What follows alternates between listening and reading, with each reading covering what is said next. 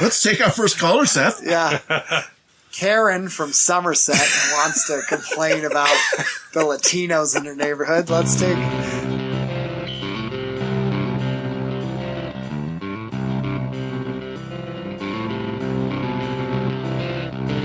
We don't have sources on this show. Boy Meets World ruined my life. What if the goats are trying to communicate? You guys ever listen to Botch? I put on a lot of weight. I am the elephant in the room. Welcome to Tales from the Ditch, everybody. We're so happy to be back here. Extremely happy because our brother, Clif, the Muay Thai coach, is here tonight. And friend. And confidant. Oh, yes. And all-around jackass. Tender lover. Tender lover. Silver-tongued devil. Tender lover, I would say that's probably past me, but that's okay. Yeah. That's fine. We like you. Well, it's been thank grand. you. And Clif brought us tonight such Yeah, a talk generous about gift. the scotch. Goodness. Clif brought for us a scotch. It is a Belvini single barrel sherry cask 15 year. Oh. And my goodness, is it delicious. It is really good. It is 47.8%, smooth as a cloud's Front side. front. It's like cocaine for the soul. It just, you know? Yeah, So cocaine. it's fantastic. It's like cocaine. It's like, it is so good. Thank you, Clif. That is very welcome. That is an extreme donation. Well, but I'm also having some as well, so it's Yeah, not, of course, you know. of course. And we're looking to match his donation. So the third person to call in who can match that donation, we will match that donation with 20 cents.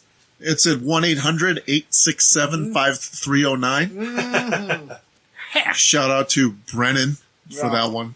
If you don't Yesterday. get that reference, I don't care. Yeah, you know, and It's before my time. yeah, No, but it's so- not. Kind of. Wasn't it the 80s? it's You knew before the all of our reference? time. Well, yeah, I guess I knew it. Yeah, it's before all of our time. I know of it. Clif, Hi. what's poking your porpoise? Well, I am a porpoise, so I guess whatever's poking me, it would be, you know, Work, the boss, Aquatic related. the old Work. ball and chain. work, holidays, you know, all kinds of stuff. But I actually wanted to ask you guys something. What is a tale from the ditch?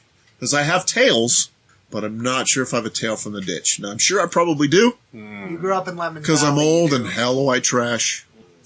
So I would love to tell you one if you explain to me exactly what it is You you're want me looking for. to? Yeah, you tell him. Okay, so the ditch was in our neighborhood, and all it was just this focal point or main spot where all the kids hung out and all that. But basically, a tale from the ditch is any hijinks growing up, anything inappropriate, something just related to either the neighborhood, the kids, the boys, which Saturday is for. Everyone knows Saturday is for the boys. Yes. Or just growing up stories of amusement, things that you go, that's something I could get arrested for. And you just, talk about it. So, You know what? I'll be honest. When I was growing up, I was so scared of my old man that those are rare. really? Because my old man Didn't want to would get in trouble. beat the absolute piss out of me. Yeah. And I mean, literally would beat the piss out of me if I did anything like that. So I learned early on that was lame. But as I got out of high school, there's plenty of that stuff. I mean, there's lots of that. There's lots and lots of that stuff. And you went to Thug High School, right? Thug High School, yes. And I saw plenty there as well. I don't know. I don't have a tale from the ditch that I can really, rattle off the top of my head. Have you ever had a friend get stabbed in the gut at a venue? I may or may not have, and I may or may not have seen another friend at the same venue get hit in the head with the blunt side of a hatchet. And I also may or may not have been jumped by two guys, one that had some sort of metal object in or on or around his knuckles. The plot thinnens. So, but hey, I mean, maybe I was, maybe I wasn't. Who really knows? So, Were you ever involved in friendly fire with someone who was very sorry for it afterwards and felt really, really bad? I knew that when I pulled up with that red shirt that was probably going to happen. But luckily for you, you can pull your stuff after all these years of throwing them. One of the things you have to garner control. That's what practice gets you. Yeah. Practice gets you control. You gotta, if you want to make an omelet, you gotta murder a few people. I don't know. I don't That's know what right. to say. That's right. That's close. You gotta commit a few arsons to make an omelet. I don't know. Indeed, you do. How's it go? Seize the day, something like that. Yeah. Be the salt you want to see in the world. Something like that. Something. Carpe, destroy. No. Nosferatu. I don't So. know. So. What's up? Yeah. Oh yeah, we're doing a show. No, hold on though. Hold on. Okay, hold yeah. on. I have found that Sean has a love of hip-hop music, which I was not aware of, which is awesome. It's true. I wasn't allowed to when I was He used to be a punk rock. DJ. He was MC Butt Nasty. It's Yeah, fine. remember that? Snap. He made a son. mixtape. I'm not kidding. I had a good mixtape. See? You know so much. It was all Seinfeld samples too. He It was had great. he had a song where it was the background was just a looping beat where he went yeehaw woo, and it said Reno is stupid, yeehaw yeehaw, and that was one of his songs. Speaking of that, I also Great.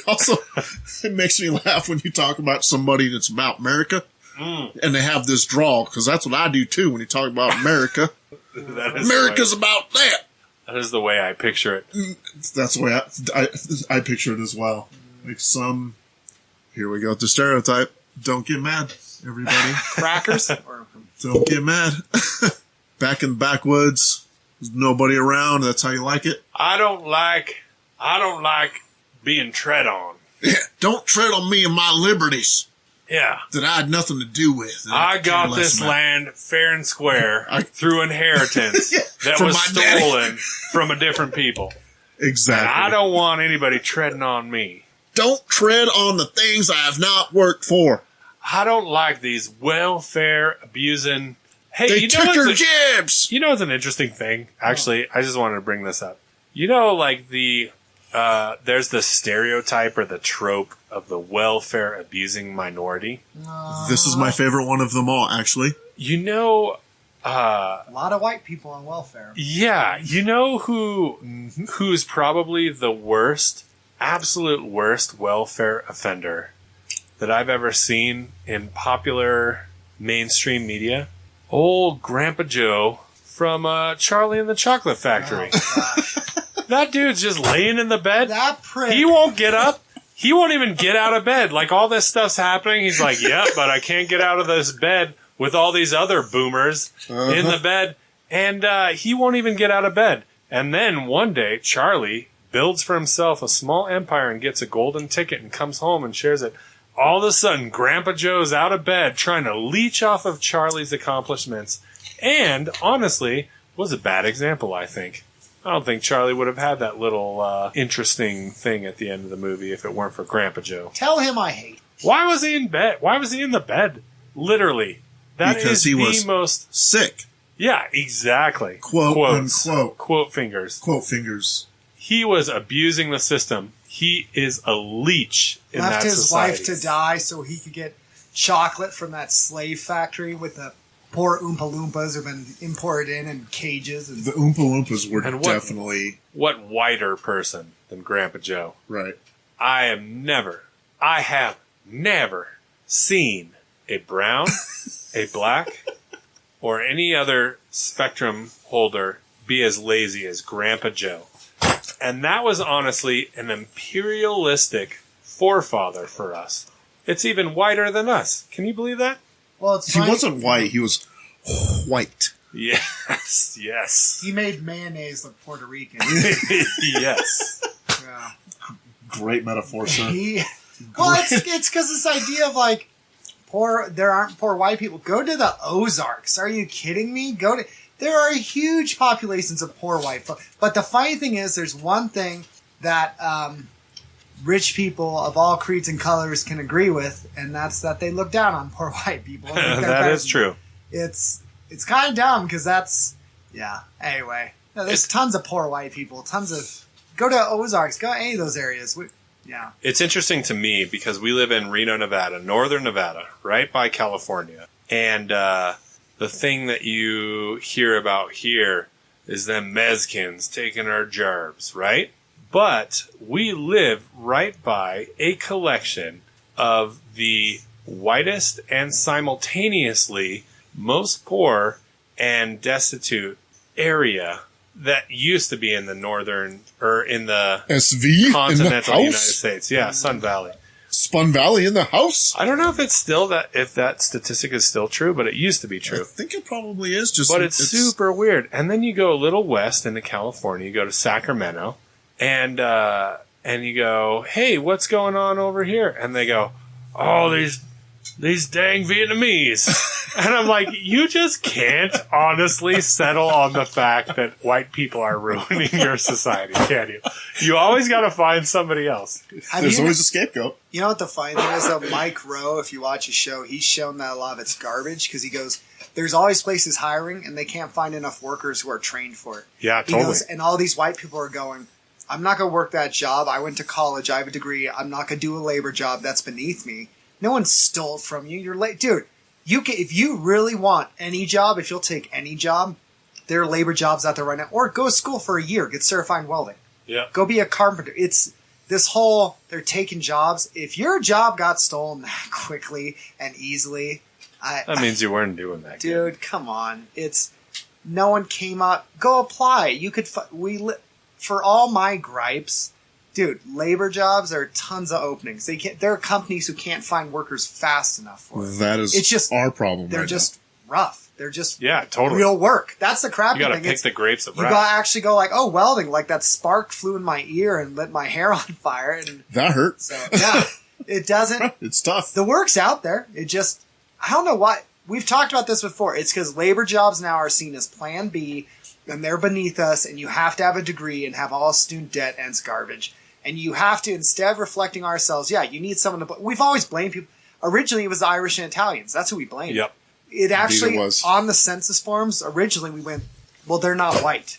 We always want someone to blame. Instead of just saying, well, maybe I've made dumb choices and maybe just go get a labor job. I'd encourage lots of people, if you've ever worked, dude, if you work retail, you're going to learn patience. If you work Right. labor jobs, Right. if you have to work out doing roofing, screw that. That's work. Concrete. Concrete. I did Welding, that for almost a yeah. year. Yeah, sometimes that's more rewarding too. Absolutely. Because you can drive around town, you can be like, oh, I remember when I did that. That's what I'm saying. See that? That It's was built me. with your own hands, right? Yeah, exactly. Yep. Sometimes when it's like tech jobs or white collar jobs, you're just like, I think I'm making a difference in the Yeah, world. but you know what? It's just entering data, basically. Yeah, exactly. If you can build something with your own mind or imagination or hands, then it's definitely like it's fulfilling, right? Which I think that's what everybody wants in life. Yes. And if you can have that at wherever you're at for 8 hours each day, then hey, win-win, right? Yeah. I think it should be more like 6 hours. Well, I personally. agree with that too.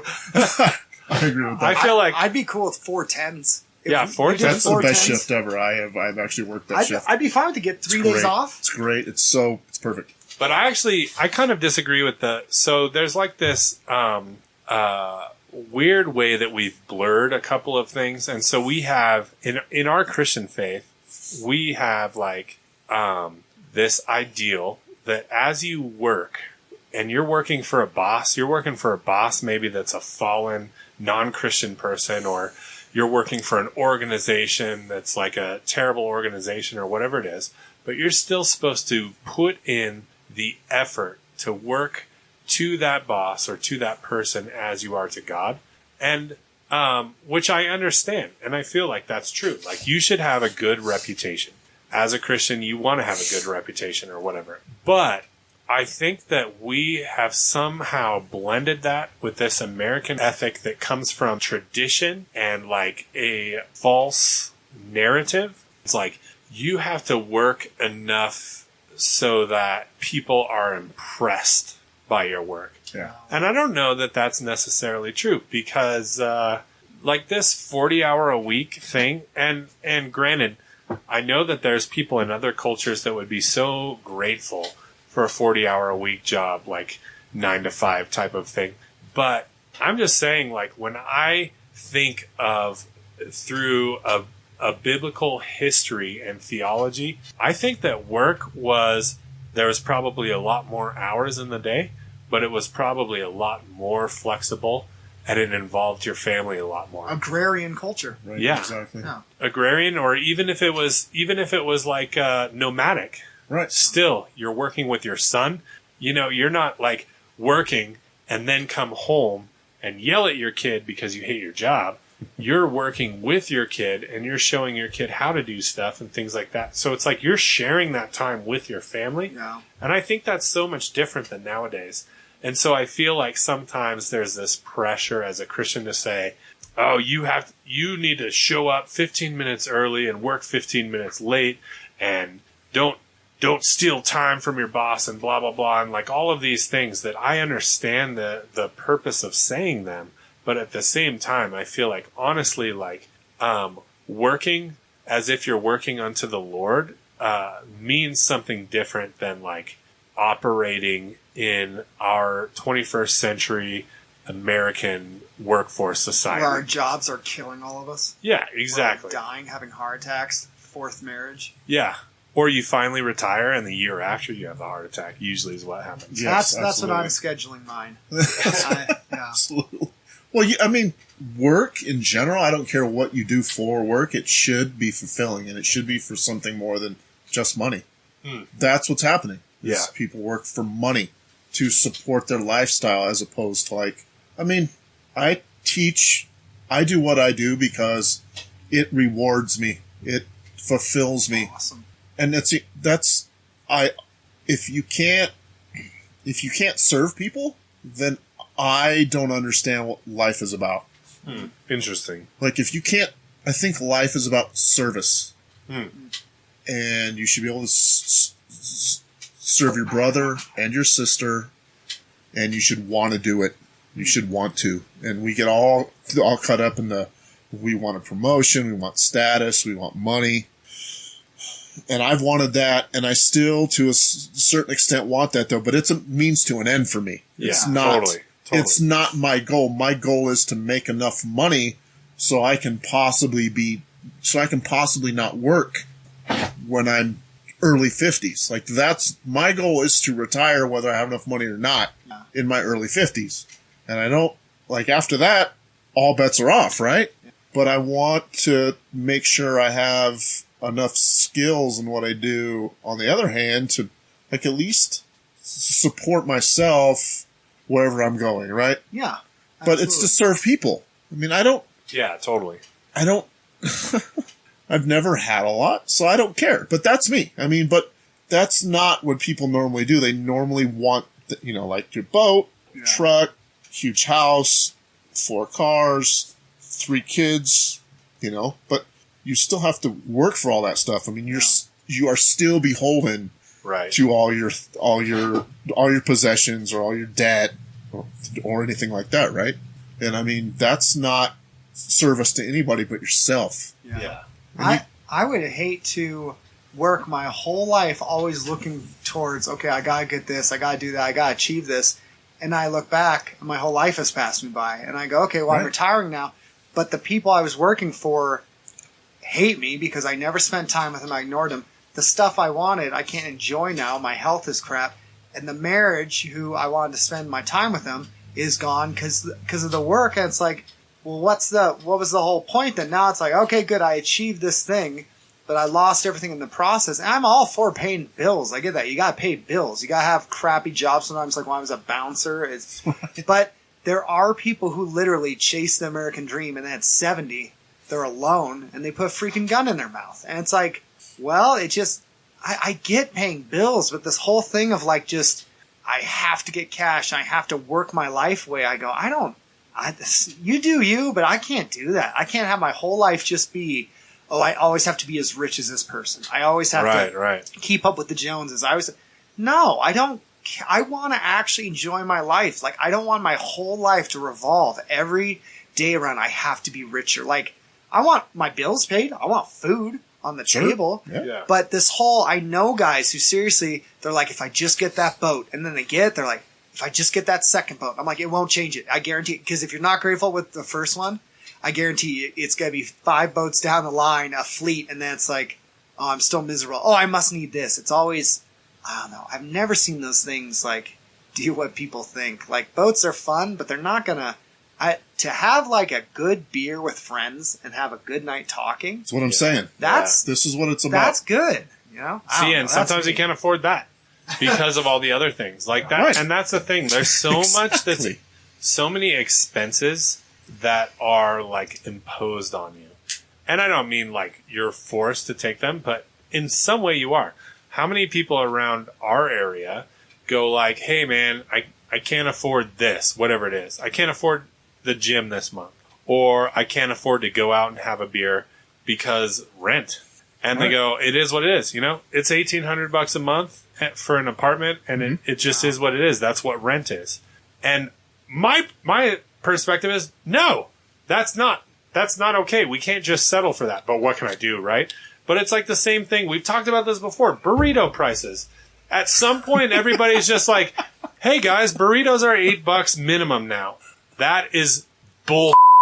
And I'll say it here. Asshole, crap. That is not acceptable. The fact that he's not apologizing for cussing. He's apologizing because it spiked on the volume. It's not an integrity thing. Don't worry. The fact that everybody just accepted one day that burritos cost that much is ridiculous. And it's like above the cost of living. Rent right here, at least, is above the cost of living. And the fact that that's just acceptable. Your sewer bill, everybody's sewer bill went up, right?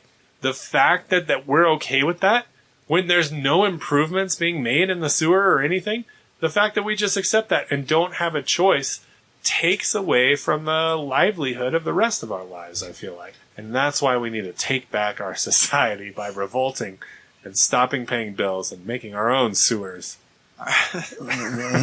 Riding alligators through. Just taking big shits in the lake. Yeah, just riding the lake. No, it's such a weird society to be like, we work so much to pay bills and live, but then don't actually get to live. And then, I don't know. All right, here's the thing. This is going to sound so cheesy because I get it. Lots of guys point to it.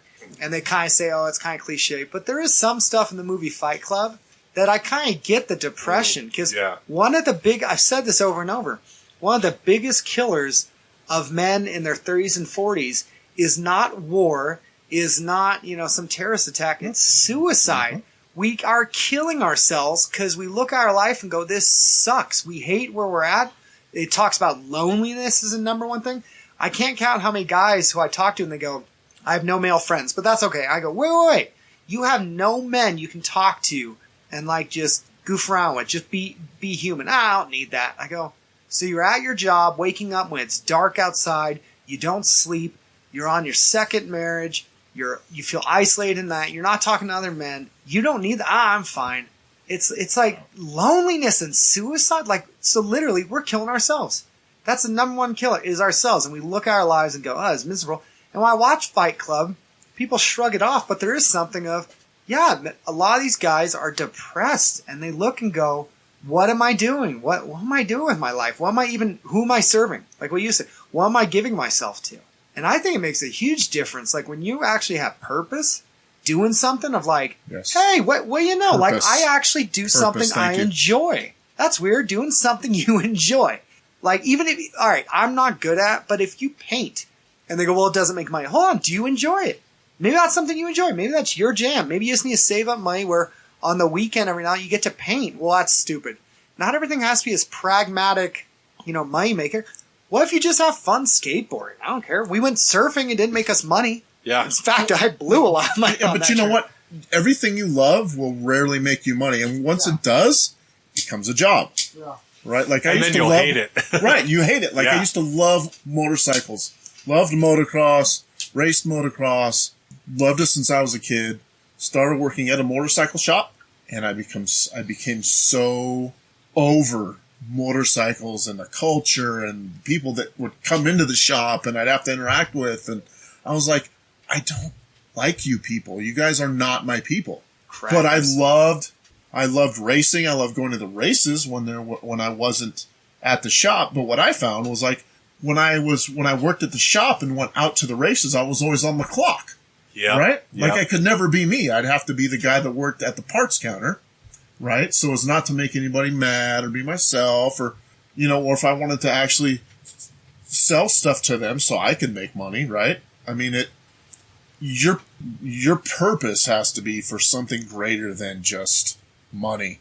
It's got to be. Life has got to be for something other than money. You have to make it that way. But, I say that because I've never had because I've not made good personal life choices. Okay. But who knows where I would be if I would have had that money, right? I'd probably be dead in a gutter. So I am good with where I'm at. Like I get to do what I want to do. I get to teach people Muay Thai. And that is, I get to teach people something. Yeah. That they pay money to come to the gym so I can teach them Muay Thai. Right. Yes. Or martial arts, or, whatever they want to learn. I can give them pointers on how to make it happen. They'll get better because of me. And that's, that's fulfilling. It's like you go to a place and you wait and people come in and they're like, hey, what's going on? Good to see you. I want to see you. I'm here to see you. Yeah. I'm here to see you. Yeah. It's badass. It's the best thing ever. It literally is the best thing ever. There's nothing better. There's something about working disingenuously, I guess, or working just for the paycheck. Yeah. That it's contrived, just destroys things in your life. Here's a tale from the ditch. Yeah. Tale from the ditch. Seth, remember your first job, Seth? Yeah, I hate it. I don't know why you hated it. I don't even know why you got that job.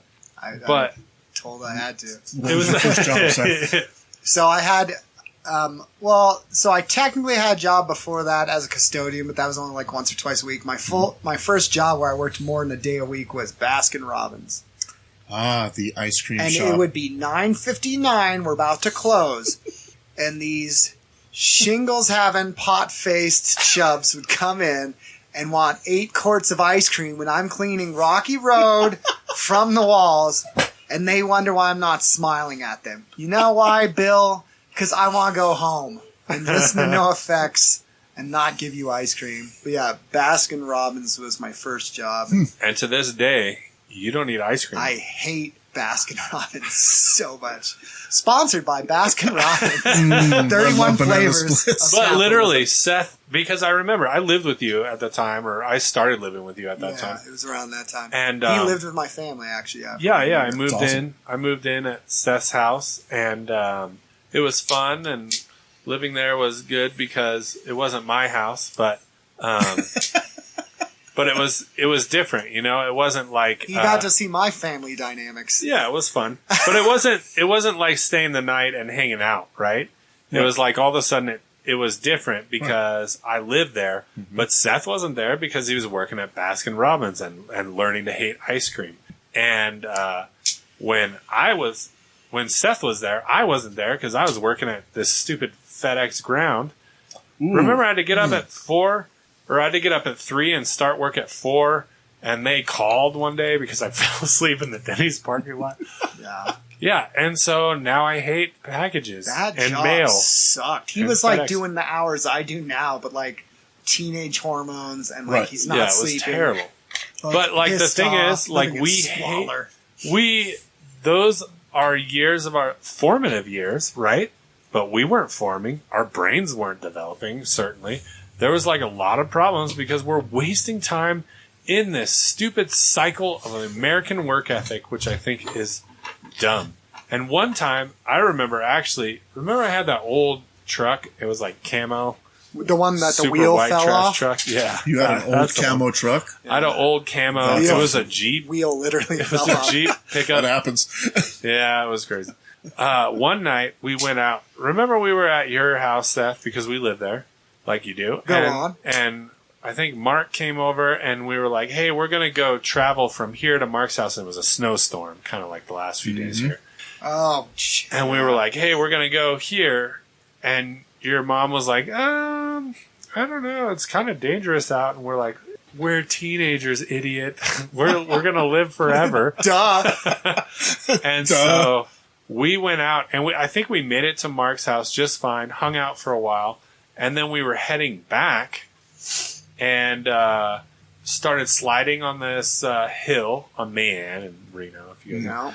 And we started sliding down, but we made the light perfectly, right? So we started sliding, and the light was red, but right as we showed up at the light, it turned green, and we just slid through the intersection. But this other guy was sliding, and he T-boned us. Yeah. And it wasn't hard. It didn't hurt or anything.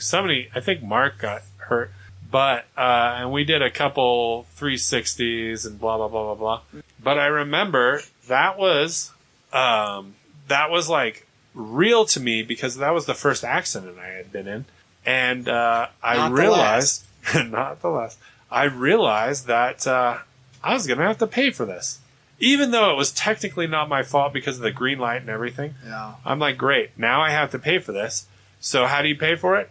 You get a job. Yeah. And then once you finally pay it off, something else happens. Yeah. And then you keep doing it and keep doing it. And all of a sudden, here I am. I'm 36 years old now. And I've still been just trying to catch up to that one mistake. Not me. I'm rich. Yeah, stuff makes so much money. There you go. I'm like Boy Meets World rich. I'm in a which is rich. Moderate. Yeah, actually, they had a nice freaking house. Yeah, man. What did Alan Matthews do? He worked at a grocery store. That's crap. But then he quit it because it wasn't fulfilling. Remember, he quit did, and he opened his hunting store. He opened a man. I like Alan Matthews. He was Take a good Note's guy. dad. Yeah. If I was to open a store, I wouldn't. I mean, would I open a hunting store? What would you open? Well, are you Clif? even a hunter? Are you in the hunting? No. So I don't know, man. I don't know. I've always wanted to open like a probably like a Muay Thai supply store. That'd be dope. Dude, that'd be nice. No, yeah, especially here, right? Yeah, especially because you here. could try stuff on. Right, exactly. You could try stuff on, That'd be nice. But knowing that I came from working in that industry, like when I worked at motorcycle shops, I know that a lot of people you could just come in and try stuff on, and they order it online. Yeah. Right? Yeah. So that doesn't work as it. I mean, it could. What I would probably want to do is run like a small shop out of the gym, so you could buy stuff at the gym, right? Yeah. Yeah. But that's a service I could use. Right. That would have to be small. So, but I mean, it's in your trench coat. You just have a trench coat full of gloves. I'm and like, shit bags. hey, what do you guys need? I got hand grenades and guns and like stars and size and smoke bombs and shit too. That would be smoke amazing, bombs, dude. Yeah, I'd be like, hey, this works good, and I'm gone. I'm gone, Seth. I've always wanted to open a store selling butt-fours because I think butt-fours are really valuable. What's a butt for? Oh, being silly. Yeah, sorry. I would just sell meth, but yeah, I would probably sell all kinds of drugs. yeah, just meth because I think that's hot, right? It's so hot right now. Maybe I could open a store where you could sell just liquor. What would you call it? Would you call it a liquor store, or maybe?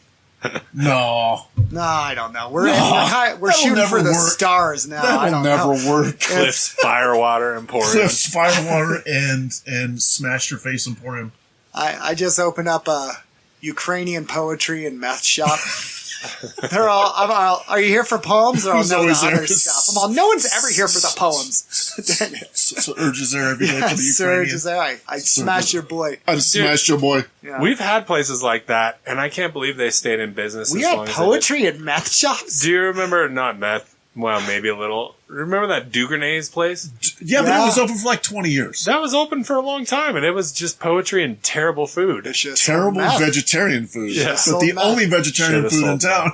I had a veteran yell at me in there because I bought this Navy shirt from Savers, and it was like an old Navy shirt, like not the company, like a guy in the Navy. Like wore an it. old Yeah.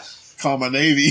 And I'm surrounded by, I thought I was safe in Dugernay's because everyone there hated America. So I thought, oh, I'm safe. And this veteran, he goes, Bunch of damn hippies.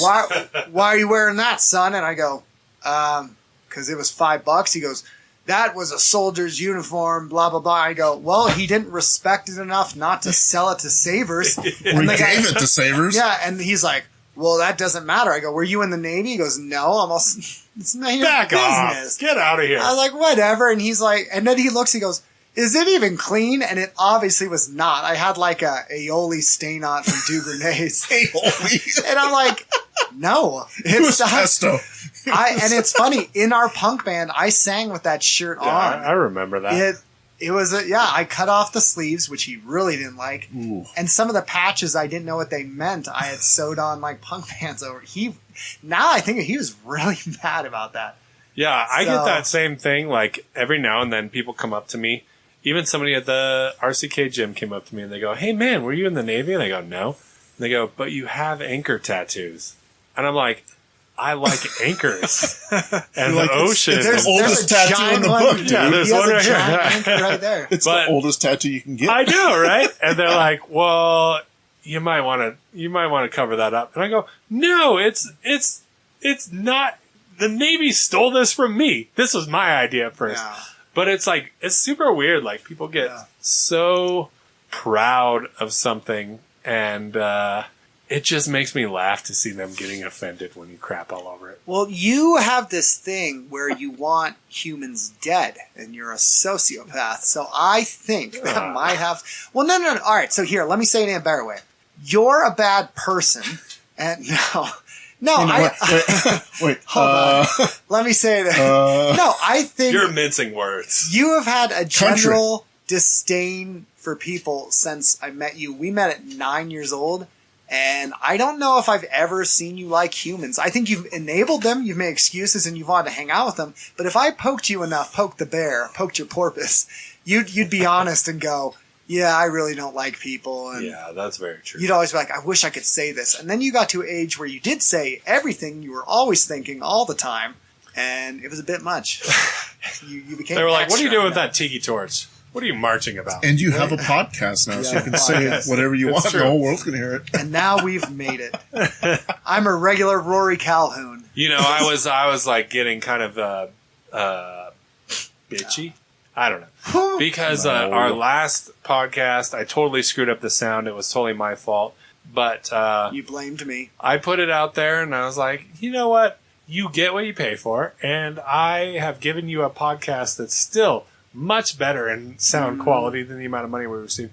But then Clif shows up with a $150 bottle of scotch, and I just feel so darn honored. The sound on this episode Such is going to be language. fantastic. Kiss your mother with because all of that? it's because of the scotch I brought, and it is red. Oh man, it is Scotch so is dark. not red, So right? good. I Yeah, think it's that the sherry. speaks to its sherry cask Yes. origins. That's the blood And of the 15 imperialists. years. right. That's It's right. been sitting. They put real British blood in there. Right. So they actually had wine in it. They took the wine out, Oh. and then they're like, you know what? What should we use this for? And they're like, you know what? Let's make some scotch out of it. And here we are. Such a beautiful culture. It really is. So, Cliff, Hi. all right, I'm Yes, sir. trying to get investors. If you could think of one type of fish or animal you'd like to put a hat on, what would it be? Only one.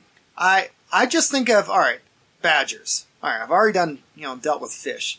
But if you saw a badger with a bowler hat, maybe a cigar, I mean, would you wonder where he's going, how he He'd got probably that? have bad breath. That's what I'm He'd thinking. be pissed. Dude, those things are mad. But imagine Yeah, it's going through a forest, just has a cigar and the hat on. And I don't know. I'd wonder where he's going. I'd want to know where he got the hat from, which I can tell you. Seth, Hats for Animals, Kickstarter. Donate $8 mil. Easily $8 mil. Is there ear holes in the hats? There would have to be, wouldn't it? Because Oh, it wouldn't crap. fit. Well, I don't know. I'm asking Seth because he didn't think this through last time. When he was talking about fish. But what kind of hat is it? Is it like this type of hat? Or is it like a bowler? trucker cap? What do you call that hat? Baseball cap? Well, I had an ex and she called it a newsboy hat. And she was Yes. pretty smart. I disagree with that, but that's what we said last time. She was pretty smart, so I was like, oh, newsboy hat. Huh. Why aren't you just fancy, you know everything? What if a moose... What would a moose wear? I Moose don't would know. wear a big fedora, I think. You think so? Yeah. Because he has Moose style. with a toque? He has style. Like, they're kind of stylish, right? They're not big and dumb. They're big and dumb looking, but they have style. And they're very distinguished. Have you ever heard a moose? Hey, guys! No, I'm just saying, you can see a moose and you go... We give him like this Jughead voice. No, totally. Well, that character named Moose from Archie, wasn't he? But you look at a moose and it's this giant... I mean, it's huge. Oh. 10 feet tall. Must be huge stupid. thing. But it's like... Stupid or ass. you just think it's this majestic thing or it's a stupid thing where it goes... Dur, dur, dur, or it's this like... It's maybe got this kind of manly Canadian French accent like... Definitely has that. Like a... Hello. But an actual moose sounds like a it's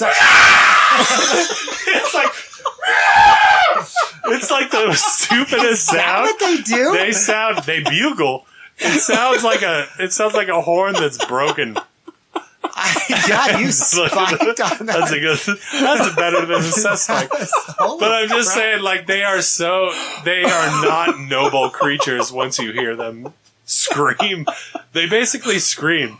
They're like everybody's like, quiet. There's a moose. And the moose is like slowly, it leans its head down, grabs some grass and chews some grass. With like his sideways jaw. Yeah, and he's just like eating grass, and then the mist in the mountains and the sun comes up and illuminates it, and he looks up because the moose hears something. And it's got a chill, but it's crisp. You think it's this beautiful...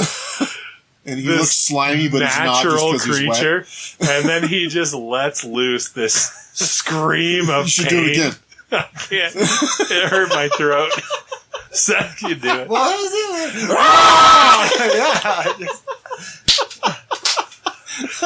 Freaking mooses. They're ridiculous. It's Meese, dude. Me? All right, here's a moose. Graceful.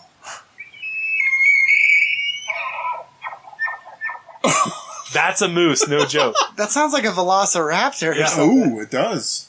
Yeah, it's crazy. It's not... As we follow the moose across the green land of Upper Canada, we hear the moose with his mating call.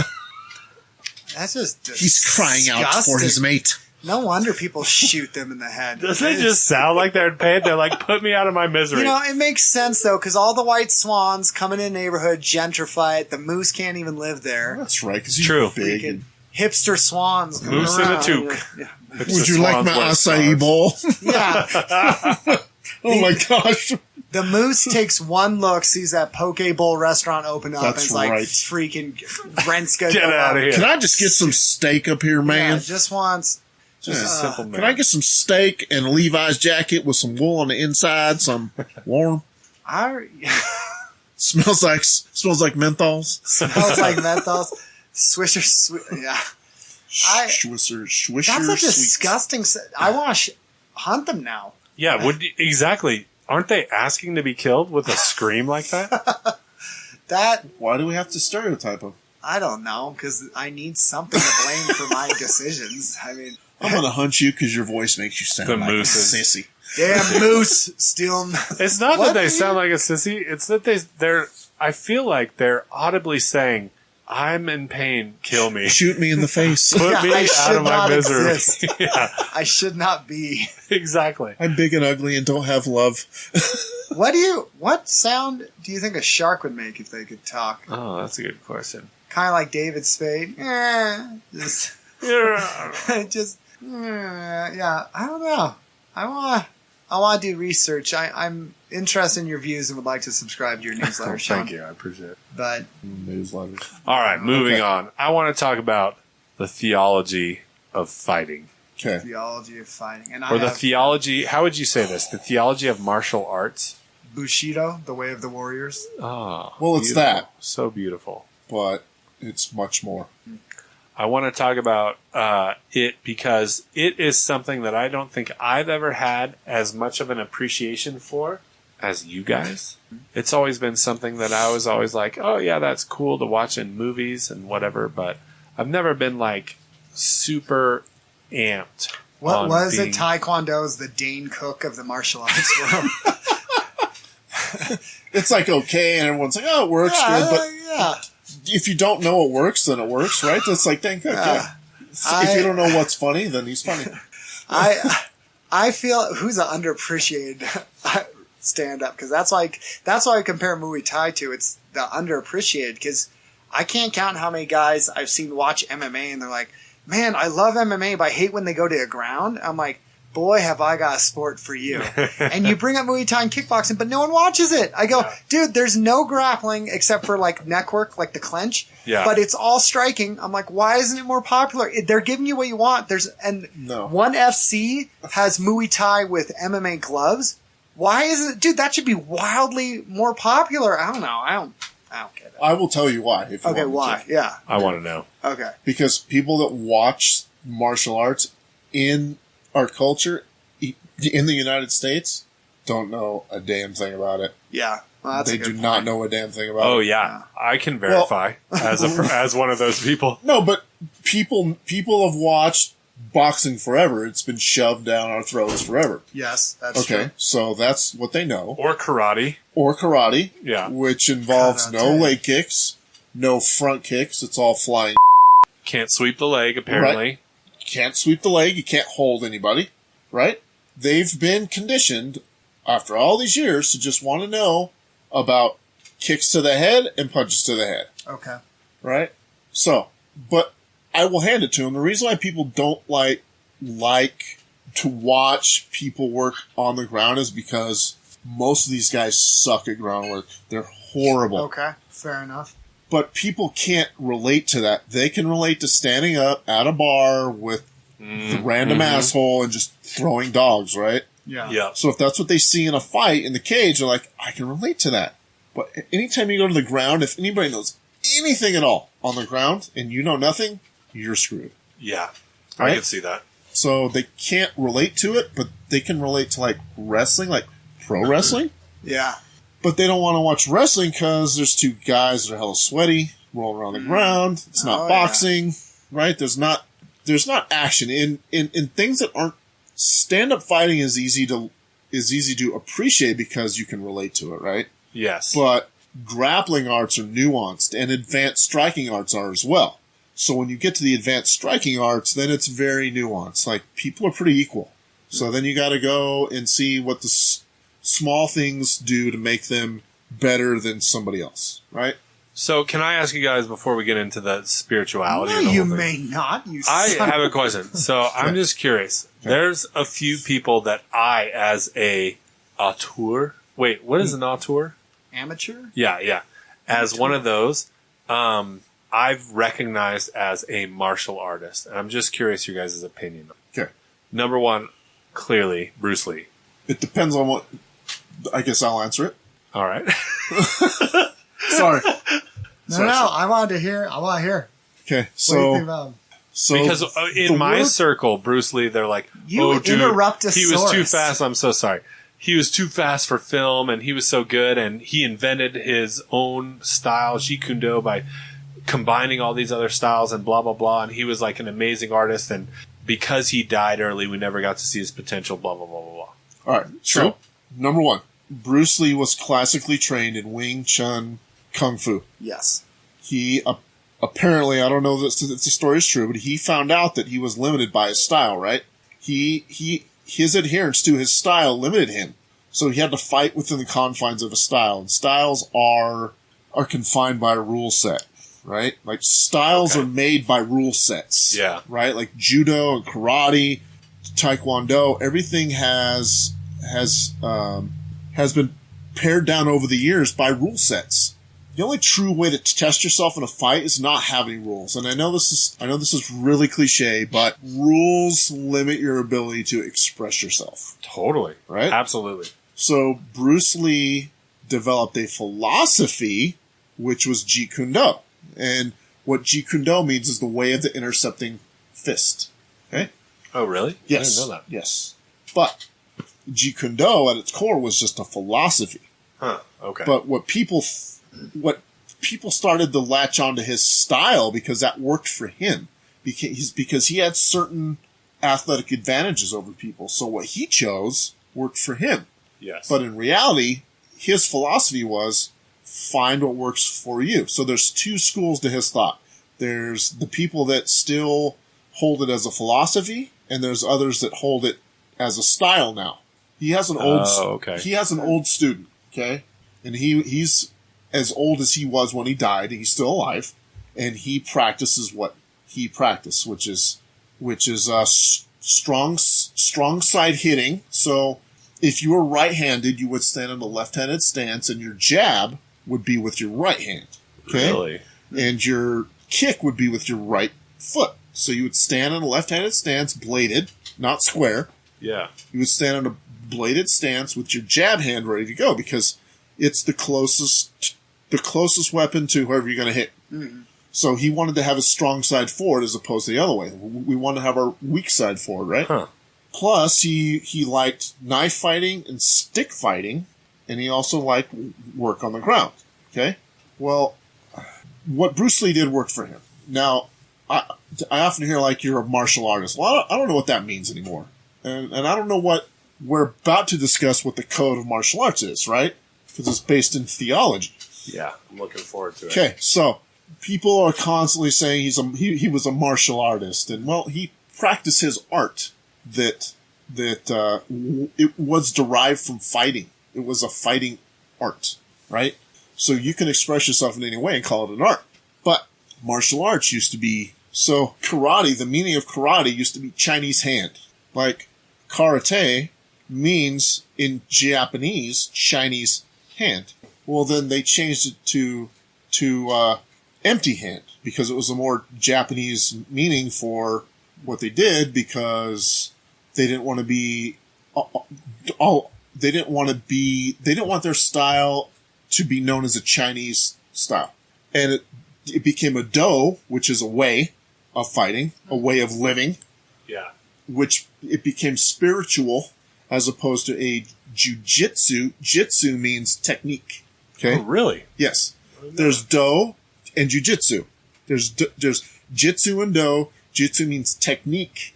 Do means way of life. So that makes sense with Bushido. Right. That separates the fighting from the spirit, from the spiritual way. So I guess we could go right into this discussion, I guess. Oh my gosh, that's fascinating. If you want. So, and that's a very Japanese thing, right?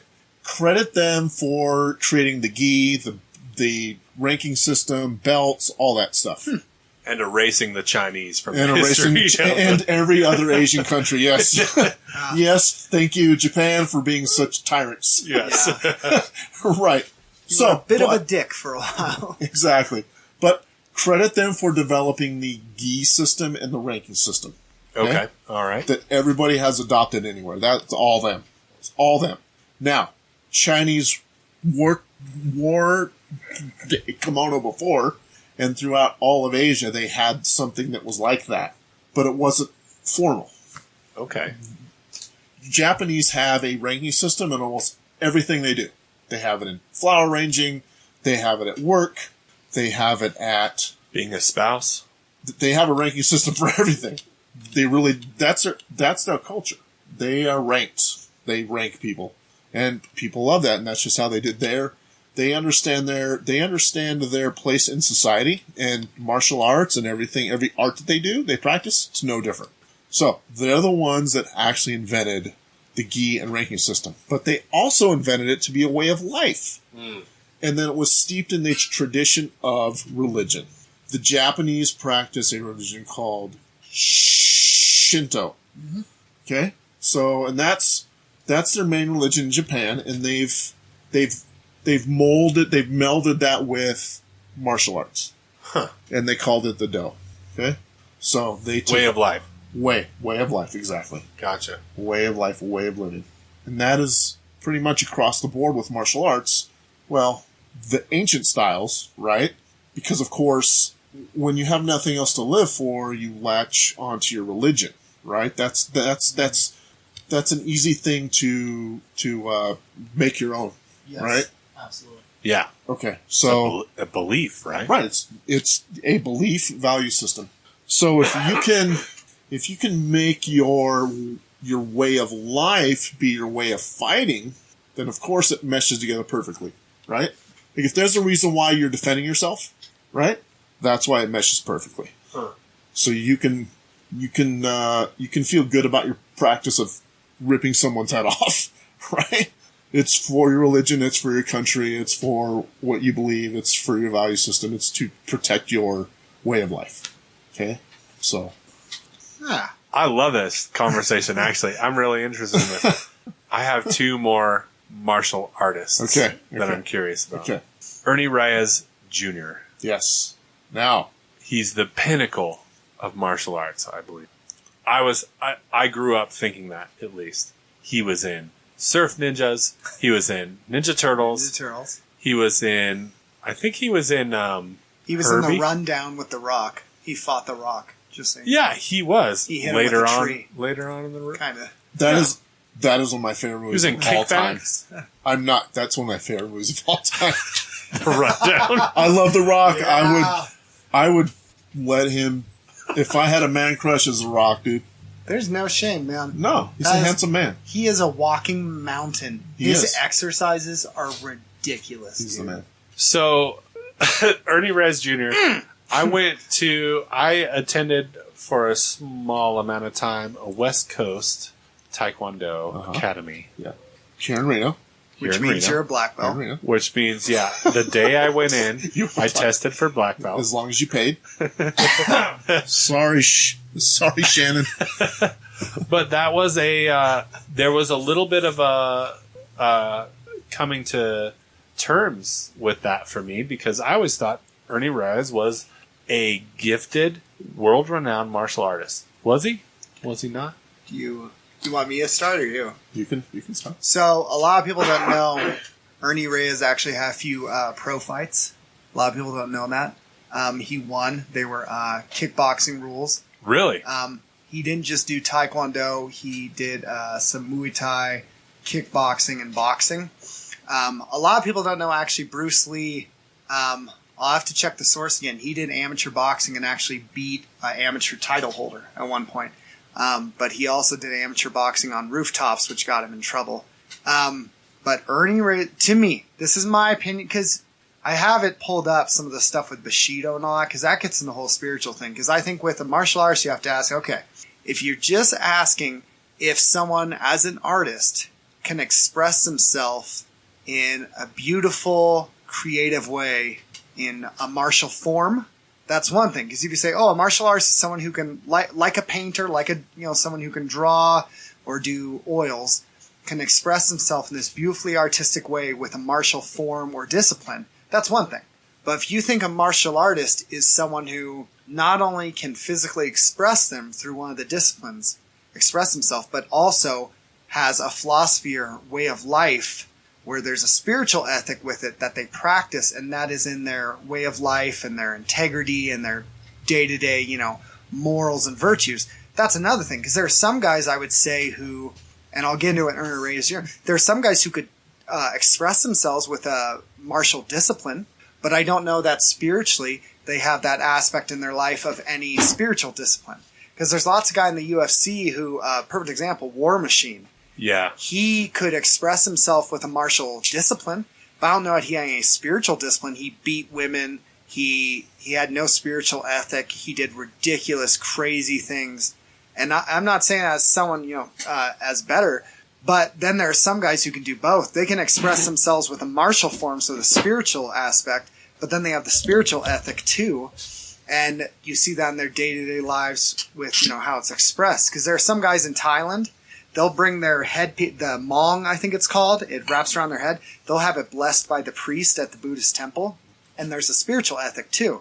So Ernie Reyes, I 100% believe, as far as expressing himself physically in martial discipline, he's proven that. I don't know where he was at as far as a spiritual code or Bushido. Interesting. Of how he lived. Same thing. Bruce Lee, he waxed philosophical sometimes. And he was a physically gifted guy.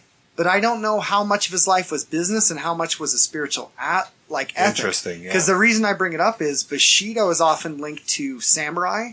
And for them, those things were inseparable. It was, they had the martial physical aspect to express themselves.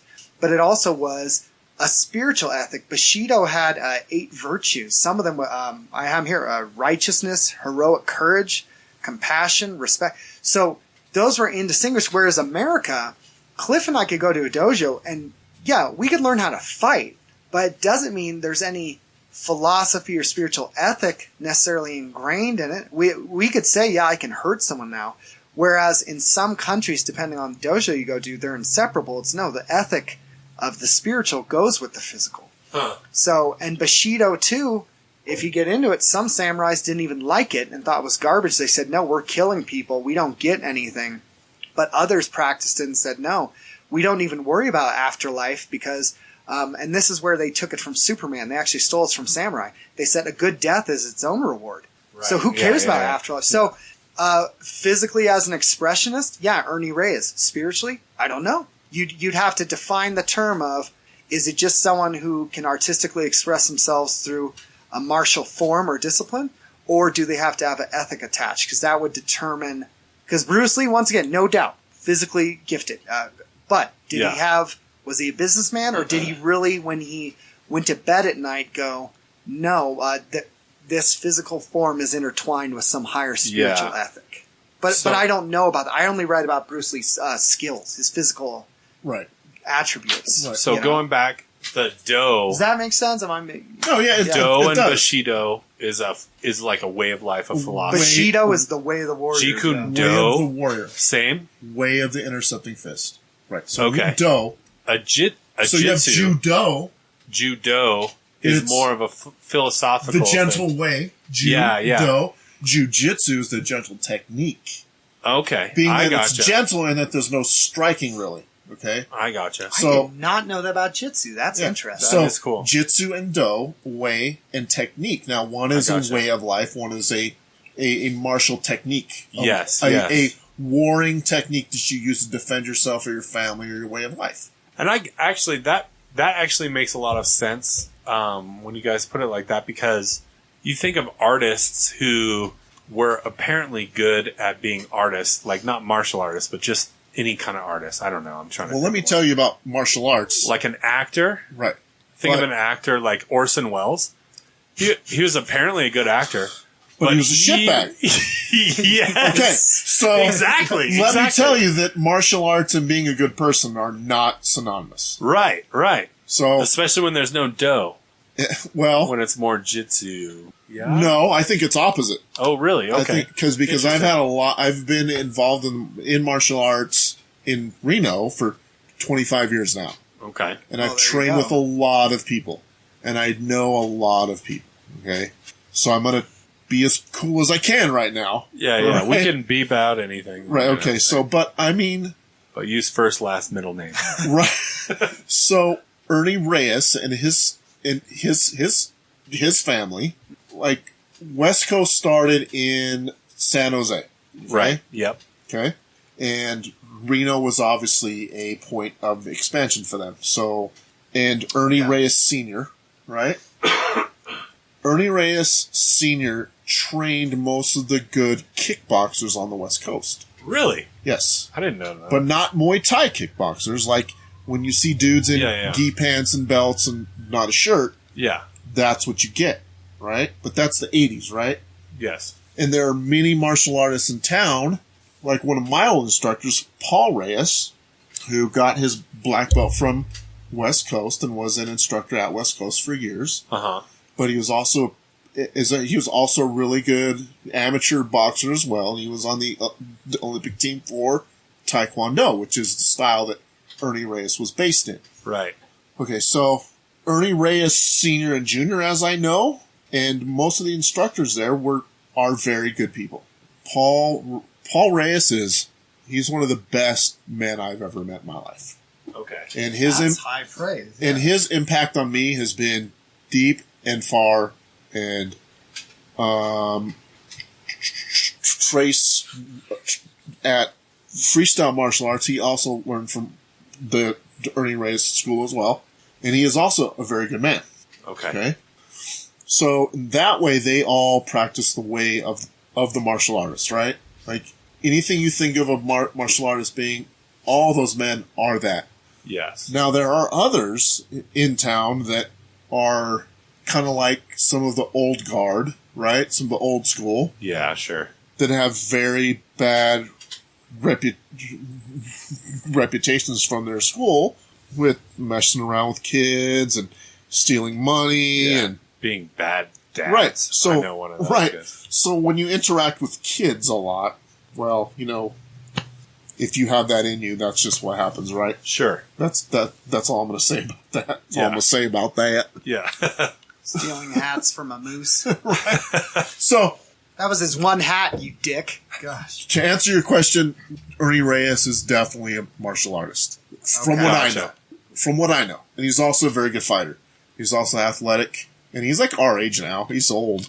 Yeah. He's like my age, maybe older. I like that we're defining this because I don't even know what I thought coming into this. So yeah, but there's so much to it. Let's say, we're defining a even martial artist as somebody who has the jitsu, the technique, right, but also The backs dough? it up with the dough, right? right, the way, yeah. And so they're like a fantastic artist, but they're also not a very crappy person at the same time. Right. It's like you're a good artist, but like you're living out the truths of that art, maybe. There you go, yeah. How about that? Okay. And since we get to define it, because we have a podcast and the other guys don't. And that's so what we do. I haven't heard any Ernie Reyes Jr. podcast.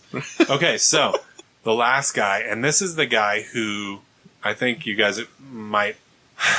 This is the guy who's going to be... It's really hard to say anything bad about him. And he's a remarkable individual, and I think he fits perfectly Wow, who is it? the martial art thing. So, and I want to know what you guys think of him. And it's going to be hard to say anything bad about him. So you got to be honest. Dig deep. I smelled the sarcasm. Steven Segal. Oh, I knew it was it. Knew it. Steven Segal. He practices the ancient Art of hitting art. women. God. No, continue, please. How do I hear this? The oldest art ever practiced. Of slowly shoving people. Yeah. Grabbing wrists and turning around, keeping a sour face all the time.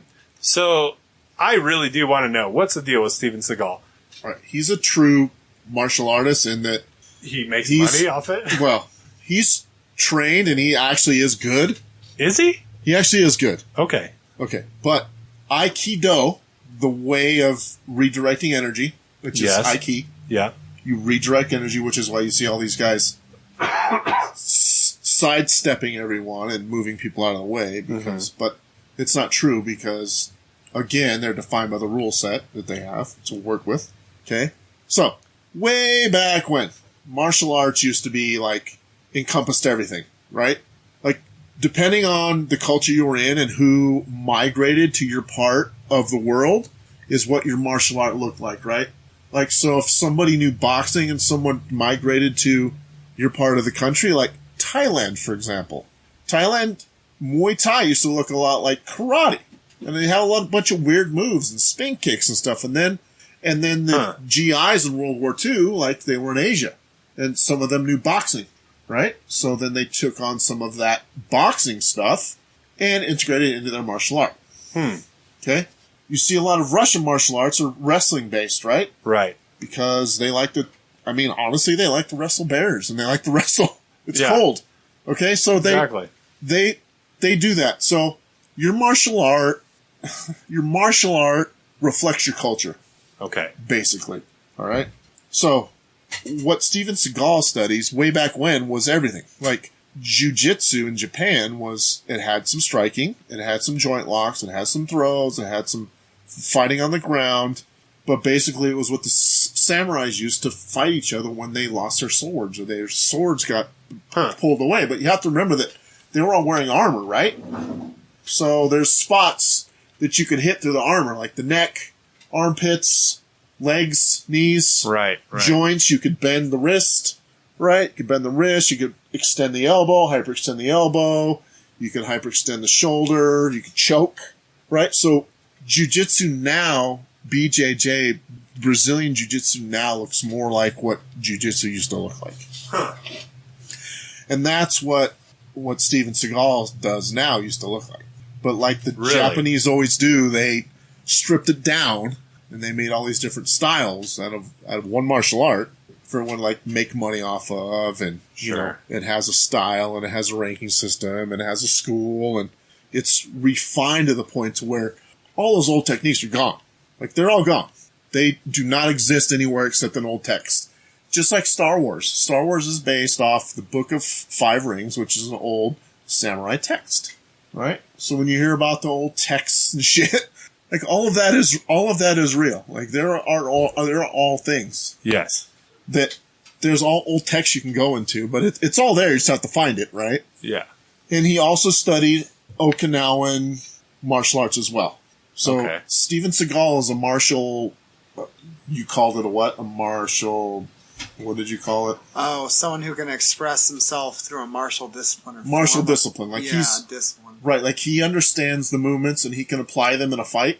Mm. Like he could. Like, not now.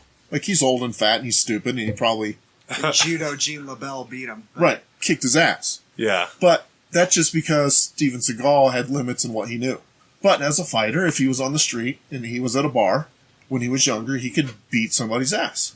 There's no reason to think at all that he could beat anybody's ass. But as for a martial artist, for the way, like, he's a known, like, woman beater and he's a womanizer and he's just an all-around, like, from what I've seen and heard, he's an all-around piece of poop. Very cocky. Very cocky, and he sucks, and he doesn't accept. He's a 7-layer weirdo. Like, if anybody thinks of, like, a martial arts weirdo, and you look at him, you're like, that's him, dude. Yeah. That's him. Guy. He's a weirdo. He touches kids. You know he does. Yeah. Right? Like, Wow. that guy touches kids. I know Yeah. it. Like, Quote. So he's cornering guys in UFC all the time. well, he Or used to a lot. in a bunch of MMA. Yeah, used to, I guess. Then they started losing and they didn't.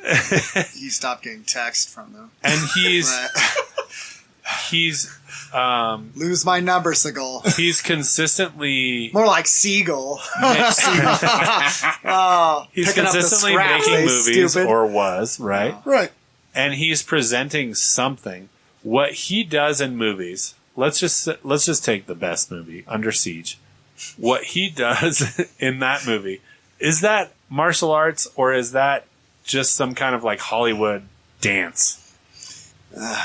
Well, stunt work is always like a choreographed. Right, dance, it's always isn't it? fun. Sure. So Is there any certain real type, it's a moves? dance. Well, I there are guess. real moves, but Yeah. they're... Okay. Martial arts are about context. Okay? So in traditional Japanese martial arts, you have the guy that does a technique, and you have someone that takes the technique, and they're called an uke. Okay? Okay. And it is well known in Japanese martial arts that your uke can either be good or bad. Right? So what an uke does is they basically let you do what you want to them. And if you work with them enough, you start to learn the guy that you're working with, how he does a technique, and, you know, whether he's strong or he does it like this, he does it like that. So you become synergistic with him, right? Or her. Okay. Him or her. So you can sell their technique. You can sell it. Or if you're a good uke, you know how to fall. Like, judo is big on ukes knowing how to fall. Because Right. if you Yeah. don't know how to fall and you get thrown over someone's shoulder, you're like 5 feet in the air, Yeah. right? And Break you your neck. You can injure someone really, really easily, but if you're a good uke, you know how to fall. You know how to take that fall, right? Right. So basically and that's with any martial art. Like, when Brennan's throwing Carlos around, Carlos is being a good uke. Right? Okay. Gotcha. He's being a good partner. That's basically what it is. But the difference is that Carlos is not trying to sell Brennan. Like, Brennan knows what's coming, and if he demonstrates something, but Brennan has put months and months and years of practice into that, and he can apply it in a fight, right? Yeah. So when you have the context of, like, you just throwing someone around, like, anybody, you can say, come at me, just step towards me and put your arm out. Yeah. Okay, well, if you offer no resistance at all, Yeah. then Yeah. it's going to be easy, right? And if you've done it 1,000 times, right? Super easy to do what you want to do to somebody that knows what's coming Yeah. and has worked with you hundreds of thousands of times and done the same thing over and over and over and over and over. So, like in a real fight, there's no yuki. Uki. There's no uke, right? Uki. Right. Right. So that's why people get injured in a real fight. Yeah. Exactly. Because they don't know what's coming, right? They don't know what's coming. But I've seen videos of Steven Segal with what, from my perspective, as an auteur, seems like 6 ukis, right? Exactly. And they're coming up, and he's like two finger touching them on the shoulder and they like go They're rolling trying away. to sell it. They're Yeah. trying to Two sell it. finger touched a lot of people. The shocker, baby. So here's what I want to know. What these three guys, Eh? what makes them different? What makes them similar? What is the theology behind it? The spirituality behind it? When people are saying we have this, I can't remember what you called it, Clif, but we have this, it's not the dough, but it's, the, Matzo ball. I don't know. the religion behind, or not religion, but the theology behind the dough. Right. Like when people have that, what is motivating that? Or how does somebody end up saying, I'm going to be a martial artist, or martial arts is important to me, or something like that in one of these cultures? What is the theological or spiritual reasoning behind it? I'm just so curious. And how is it different between Bruce Lee, Ernie Reyes, and Steven Segal? So all three of them, their practice of martial arts is probably not any different at all, because martial arts is basically a way to test yourself, right? How far can you go? Can you achieve the rank?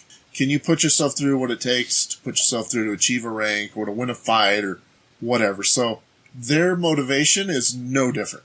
I guarantee it. Like, they're all on the inside. Their reasons for starting martial arts are probably no different, right? Like, there had to be something like they were bullied or they couldn't fight or, or they just wanted to test them. You don't find your passion. It finds you, right? Right. So that's probably the way it is for all of them, because you don't make money in martial arts. They happen to, right? Because they had new and fresh ideas, and they happen to be the forerunners of their styles, I guess, and they had great personalities. Like, they were personalities before they were martial artists.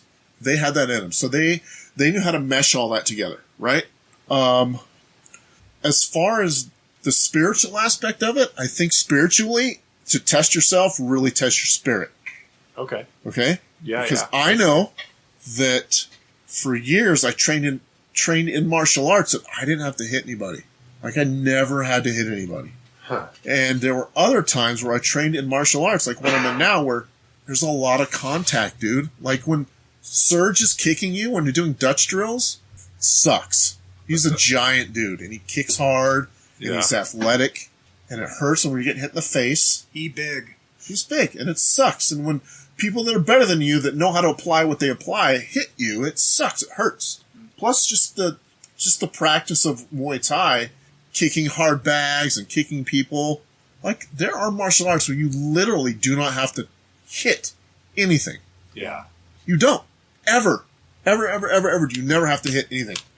You can just hit air, and you can practice katas. Yeah, All yeah. you need to do. So, but athletically, it's difficult because the moves in martial arts are difficult, right? So you can test yourself athletically, and that also tests you spiritually. Like, how far are you willing to push your body and your mind? Okay? So there's a spiritual.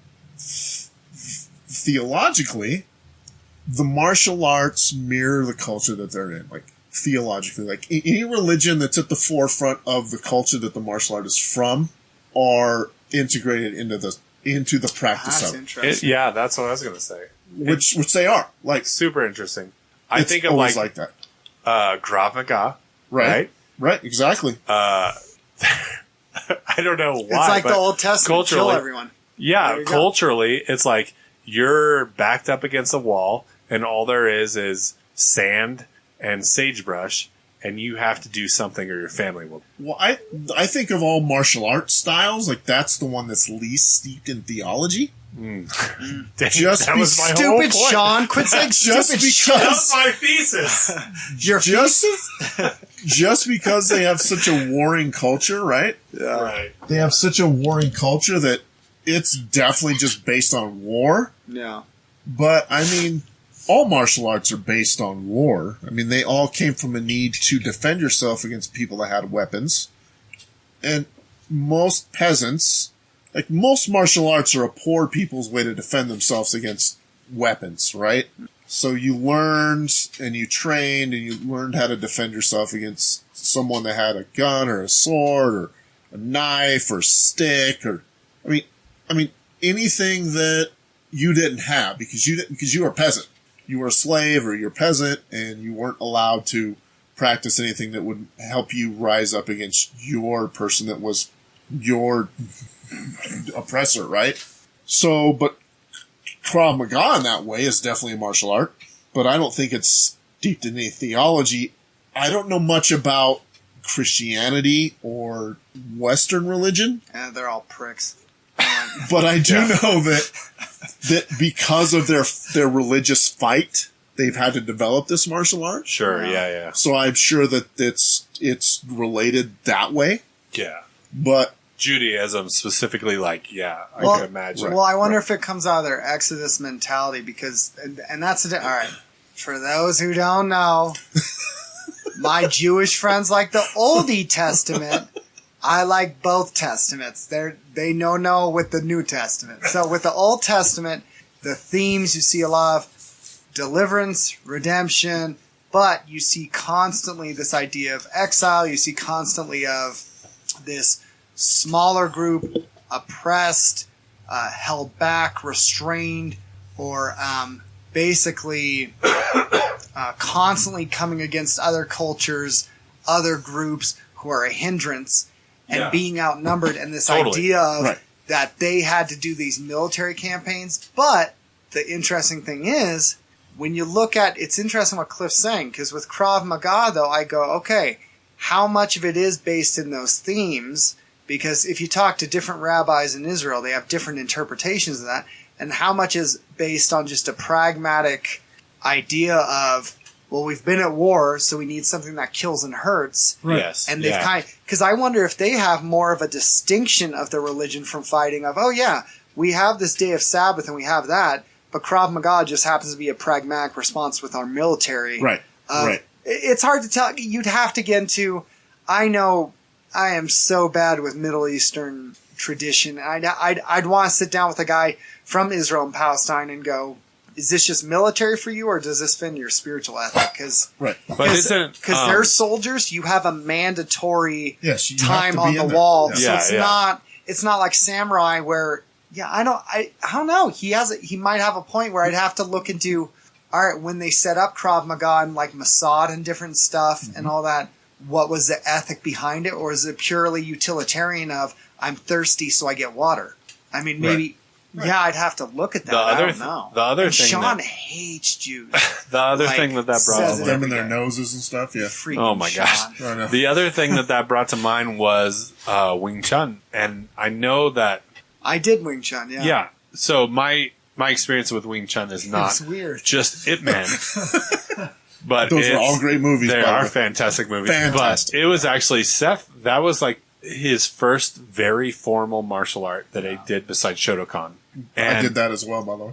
Yeah. And so Wing Chun, again, just like Krav Maga, kind of was a little like... I was fat. I don't know. No. I was about to say that. It's got some moves that are you would consider cheap and a little less honorable, right? Can we say that? Oh, I love dirty fighting. And that's good. But Wing Chun was a lady, right? Yeah, it was a woman. And she developed this as a cultural response to a defense against men who were in some sort of patriarchy. And she had the French would call them douchebags. Douchebags. Bagous. So, yeah. So, like, similarly, again, that's like a cultural mirror that you see through martial arts, from my perspective as a white person who's only India has this form of slap fighting, and I go, no, it's true, they do. Well, I'm like, what? It's dance too. Like, don't you dance in the middle of slaps? No, well, that's like Swedish or Swiss where they slap butts. But it's weird. You go, all these women are being assaulted, and their mirror is ka-slap. Like, they just smack and they hit the hell out of each other. That's a good point. They drive their palm into like each other's nose and just slap the crap out of each other. Well, what the slapping started from was them to keep their guard up. Oh, I thought they were racist. Okay. Well, no, they do slap themselves. Just slap somebody to prove their guard's down? No. Like, this is to tell yourself that your hand is... Oh, in the wrong spot. Right? So, in a lot of martial arts, they're about the open hand strikes because you can't screw your wrist up when you hit. Oh. Right? Like, Really? This is more rigid. Yeah. Plus, if you hit somebody in the ear, that really sucks. Karate chop. Right. So, these bones here, right, are the knuckles? same whether you hit like this or you hit like this.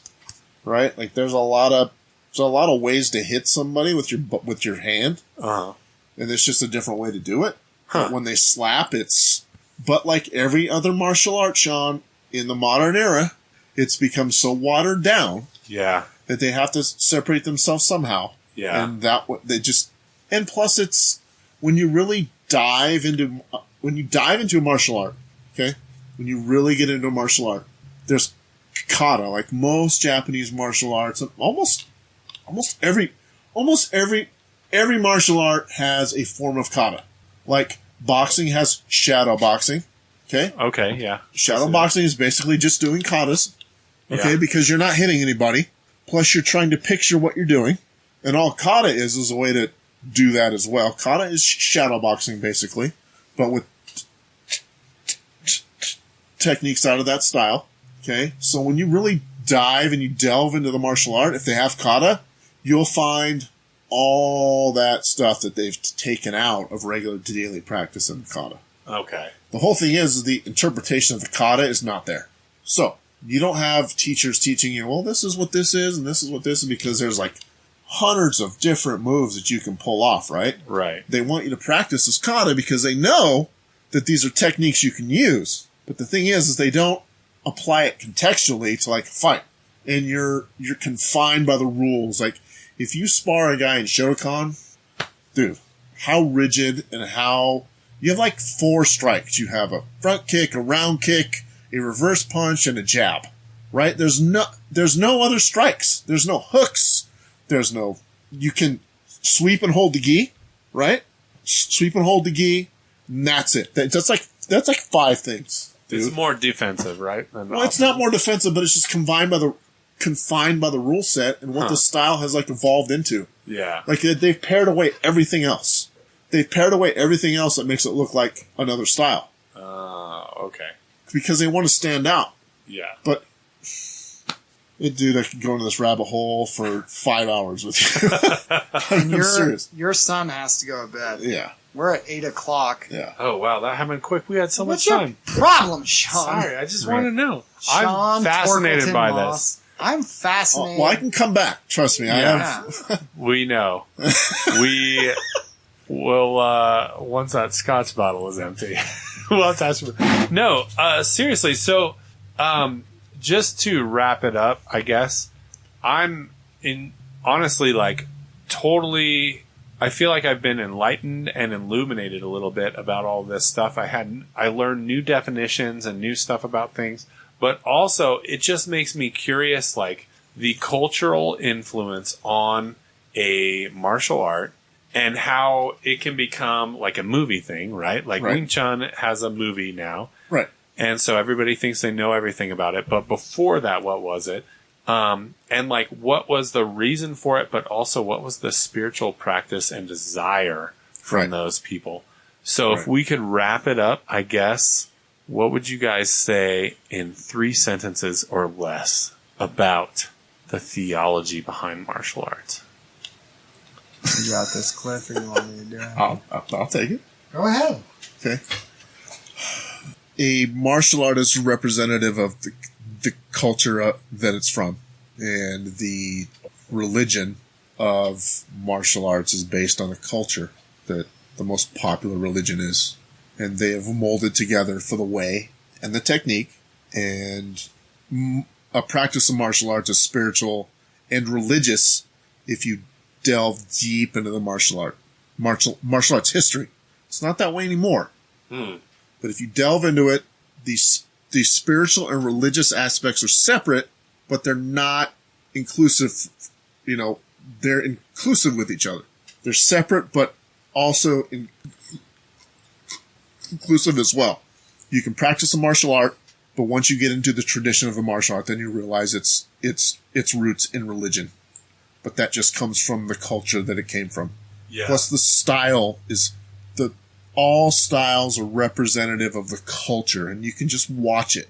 If you know about the culture, like Muay Thai, people in Thailand is called the land of smiles, right?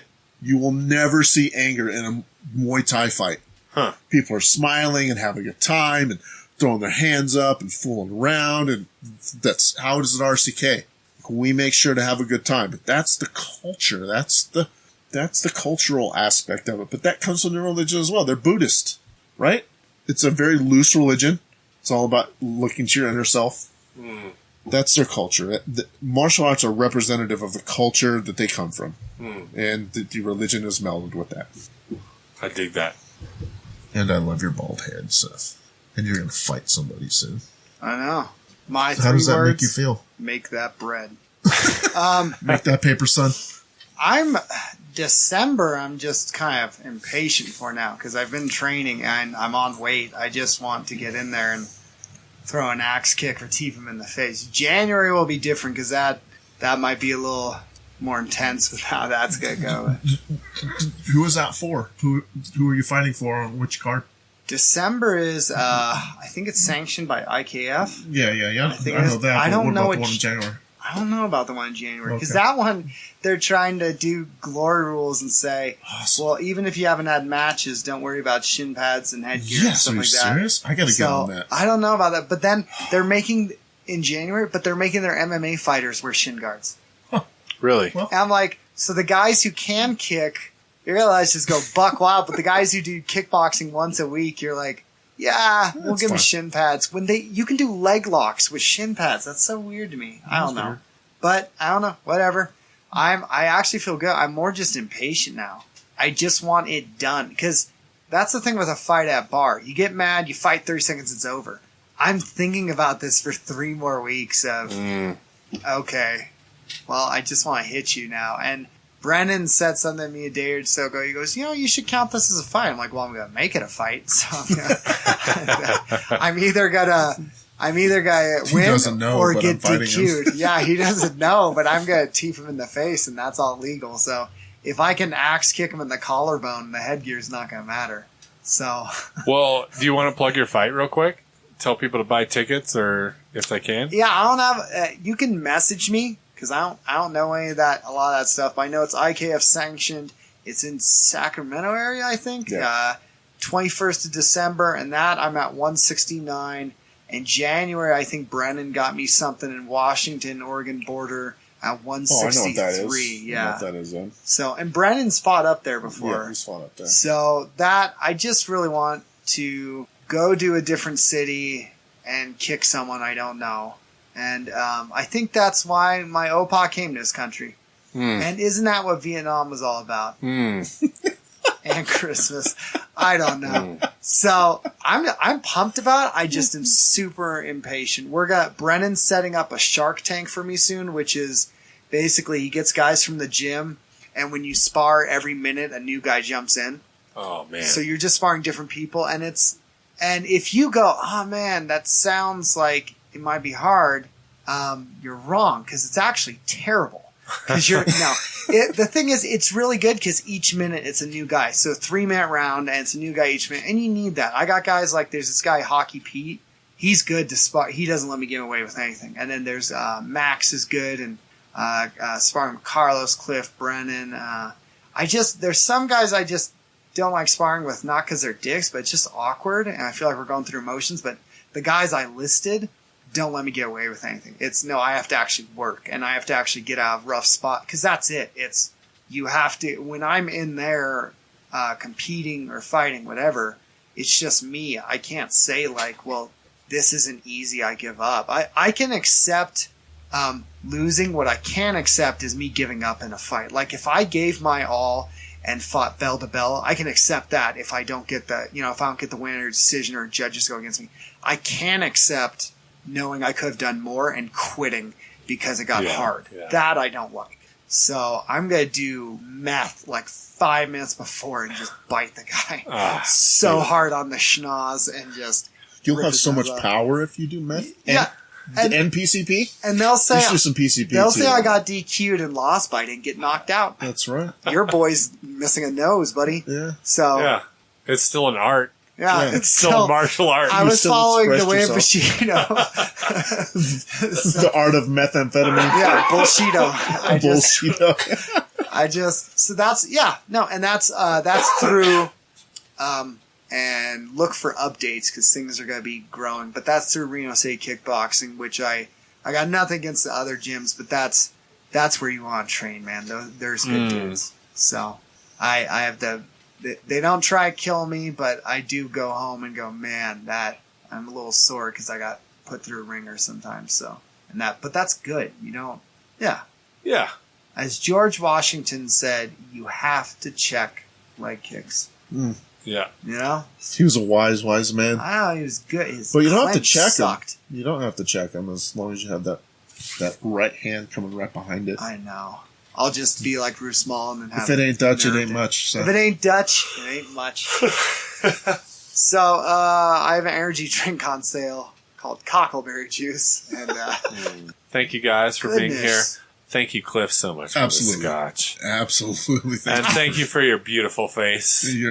This was great. Love you I guys. have more questions, so we'll have to have you back soon. No worries.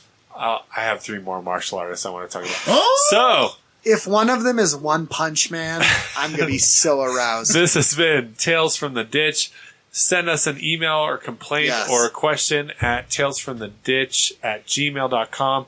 And if you want to get information about Seth's fight, you can there as well. And what else we got? That's it. RenoCityKickboxing.com. Yes. Yeah. Go sign up for the beginners Muay Thai class. It's fantastic. As a beginner, I can tell you that I felt I was treated with respect and love and had a great time and never felt judged once. And also, the atmosphere is actually really cool. Very arousing. If you're not somebody who's looking to fight and you just want to get in shape, it's a great place. There you go. And what else? That's it. Oh, go if you want to support us and support our sound quality, go to patreon.com/talesfortheditch. I know that you can't actually send bottles of scotch through that, so if you want to do that, send us an email at talesfromtheditch@gmail.com. That's it. Seth. Zip it up. Zip it. Perfect.